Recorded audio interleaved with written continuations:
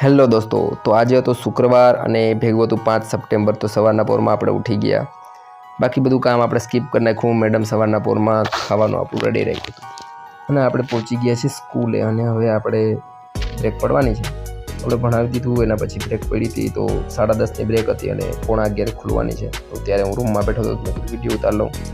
અને એના પછી આજે આપણે ભૂલી ગયા છીએ ટિફિન, અને એની માટે ઘરે જમવા જવું પડે એમ છે. અને આપણું આ ટિફિન ઘરે આવી રીતે ભૂલાઈ દીધું અને આજે આપણે ઘરે જમી લીધું. અને હવે હું પાછો નીકળું છું સ્કૂલે. અત્યારે 1માં જરાક વાર હતી, તો મેં કીધું સ્કૂલે વહેલા હાર પહોંચી જાઉં અને ત્યાં પહોંચીને પાછું આપણું કામ ચાલુ કરી દઈએ. તો આવી રીતે ઘણીવાર ભૂલ થઈ જાય. આપણે એમ થાય ટિફિન અંદર મુકાઈ ગયું છે અને ટિફિન સાઈડમાં બારે રહી જાય છે, એવું લાગે જ છે. આપણે નીકળીએ છીએ સ્કૂલે. રિસેસ અને ક્લાસમાં કોઈ હતું નહીં અને બધા નાસ્તો કરવા ગયા હતા. તમે વિડીયો ઉતાર 3:15 રિસેસ પડી હતી. હવે 3 વાગે ખુલશે.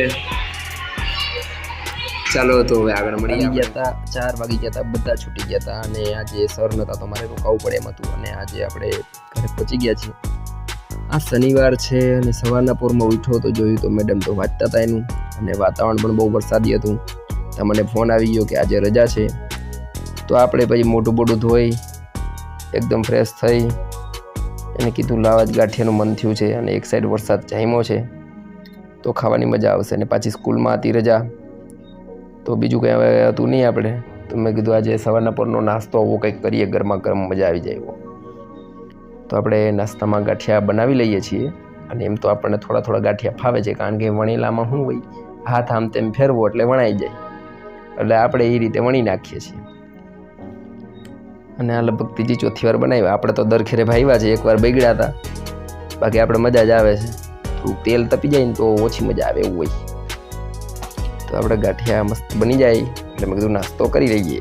આજના ગાંઠિયા, શનિવારના ગાંઠિયા અને વરસાદી વાતાવરણના ગાંઠિયા એવું બધું મિક્સ કરીને અમે ગાંઠિયા બનાવી નાખ્યા. અને એની સાથે અમારી પાસે ચટણી હતી, તો ચટણીને ગાંઠિયા મેં કીધું ખાઈ લેશું.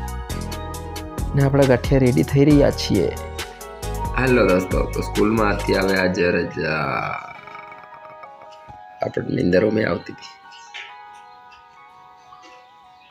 ફૂલ રજા હતી.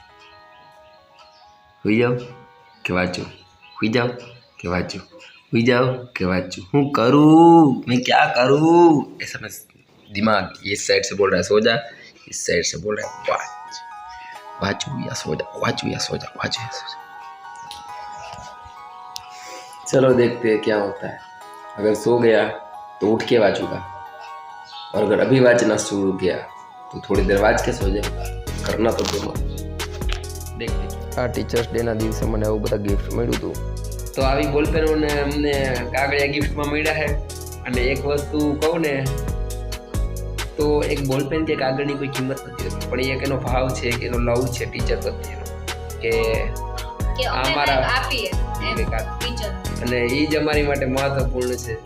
બરાબર, બોલપેન અમે જાય તો અમને 5 રૂપિયાની જ મળવાની છે, નહીં 5 રૂપિયાની મળવાની છે. પણ એક ટીચર્સ ડે ના દિવસે દેવી અને એ ગિફ્ટ તરીકે એક બહુ મોટી વાત છે. તમને આઈડલ માને છે એમ કે તમે છો તો અમે છીએ. અમે છીએ. So thank you so much. તમે આટલો પ્રેમ આપ્યો અમને અને ગિફ્ટ્સ આપી સર. અને ઘણા છોકરાઓએ હાથ મળાવ્યો છે, એની માટે પણ થેન્ક યુ સો મચ. બાકી બધાને ગોડ બ્લેસ યુ. બધાય આગળ વધે એના લાઈફમાં અને ખૂબ જ સક્સેસફુલ થાય. Wish you very all the best and Mahadev. Thank you so much. Mahadev bless you. Mahadev bless. Thank you.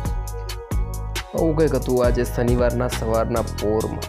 Madam ઉઠ્યા તો આવો વિડીયો લીધો. એકદમ વાતાવરણ વરસાદી અને કાળા વાદળ છવાઈ ગયા હતા અને મેડમ પણ આવી ગયા હતા ભેગા. So I waked up early because I have to learn અને સર હજી સુધી સૂતા છે. સો આજે મારા ટાર્ગેટ છે મોર દેન 7 hours સ્ટડી કરવાનો. So let's see that I can complete it or not. Let's see.